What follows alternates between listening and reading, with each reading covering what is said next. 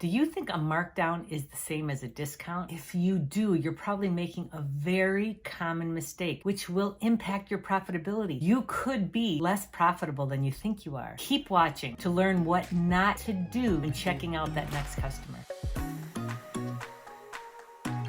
Hey there, I'm Kathy Donovan Wagner, founder of Retail Mavens and mother of America's most fun family. I love to share the science of retail and of consumer psychology to help independent retailers like you get more profit and better sleep. Make sure you hit the subscribe button below and be sure to click the bell so you get notifications every time I post new, timely, current tips and strategies to help you become a richer retailer. To your customer, there's no difference between a markdown or a discount. They both mean a reduced price. They both mean that they got a deal. But for a revolutionary retailer like yourself, there is a subtle and critical difference between the two. And if you don't know it, you could be making a very common mistake. The difference is in your ability to determine how profitable you've been. It will impact the decisions that you make. This impact comes from how you track them. Because if you're doing wrong, you might decide to order more of some items that are unprofitable for you. Anything that reduces a price is a markdown. A markdown sometimes has different nicknames. Sometimes it's called a rewards credit or a discount or loyalty dollars. But remember, you are giving the customer money to reduce the original price of the item. And that has to be tracked correctly. Anytime the price is reduced, for any reason, it has to be recorded by assigning it to that particular item so that the true profitability of each item and each class of merchandise in your store is recorded and then therefore reported so you can make decisions. Without it, you don't know. Many point of sales allow you to take a discount at the end of a sale. So if someone has a 20% off coupon, you can press a button to get 20% off the entire sale, and it will reduce the price, but it goes into a black hole. It won't take the price off of each individual item. It'll still show that each individual item was sold at the original retail, which isn't true. And this is what most people mean when they use that word discount. The mistake is not realizing that you're not tracking that reduced price by each individual item. It's important to grasp this difference and find out how your point of sale does it so that you can adjust your actions appropriately. Every point of sale I had wouldn't do that. When you went to apply a 20% discount, it wouldn't take it off of each item. So we would have to go back and do it individually for each item. Ring one item up, take 20% off. Ring the next item up, take 20% off.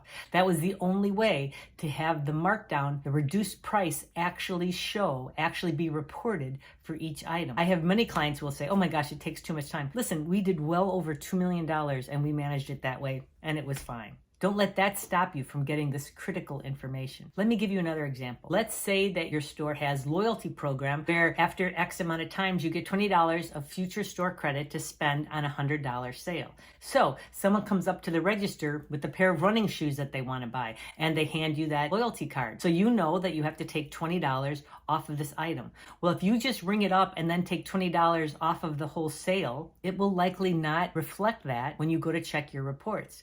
You've got to ring up that item and then take the $20 off of that item so that you know the true profitability of the item, because you did reduce the price of that running shoe $20, and that impacts the profitability then of all of your running shoes. Let me give you another example. Let's say a woman comes up to the counter with this wonderful sweater as well as this lovely scarf and these beautiful earrings, and then they hand you their $10 off birthday card. So you could ring up all those items and then just take $10 off at the end, but again, you're not getting the true profitability. Most point of sales will show all of those items being sold at the full price. So what I recommend doing in a situation like that, what of all those items is the most expensive one? The sweater, right? So take that $10 and apply it to the sweater. Again, I can tell you that that's what we did in our store and it was very successful. I have people worrying that they should divide it exactly by the percentage that each item represented of the whole sale. Don't worry about it. Just make it super easy for your team and just take it off the most expensive item always. I can tell you from personal experience that those markdowns balance out over all the classes over the year. So what about gift certificates? That's another question that comes up. One of the most common mistakes I see about gift certificates and donations. Let's be clear. A gift certificate is a tender type. It's a way a customer pays for what they're buying. And the way a gift certificate works is that someone else gave you $100 and you took that $100 and put it underneath your mattress while they gave a gift certificate to their loved one, right? So then the loved one comes in with the gift certificate and you scurry home to take the $100 from underneath your mattress and then apply that towards the sale. So there's no discount included in that at all. However, a gift certificate that you give away for a donation is actually a discount because you're giving that to somebody. So if I come up to the counter with this sweater and a gift certificate from a donation, that dollar amount used from a donated gift certificate has to be deducted from the item. Because the bottom line is, with a donated gift certificate, you are reducing the price of that item to the customer. And you want to keep track of it too, so you can write off that donated amount off at the end of the year. What we used to do is reprint the receipt and circle that on it and write donation, and then just throw it in a file. And at the end of the year, I would report them that way. So if you're not already doing this, you need to change the way you think about these things, the way you think about a markdown and a discount, as well as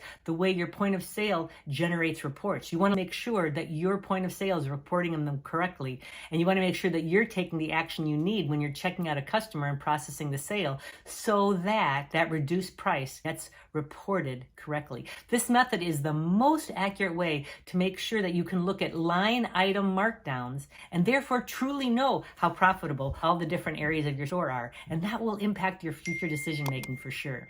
This is how I help you love your numbers. Love the math that makes you money. I am here for you. Now go watch this video so you can learn what reports you should be looking for in your point of sale. Happy retailing.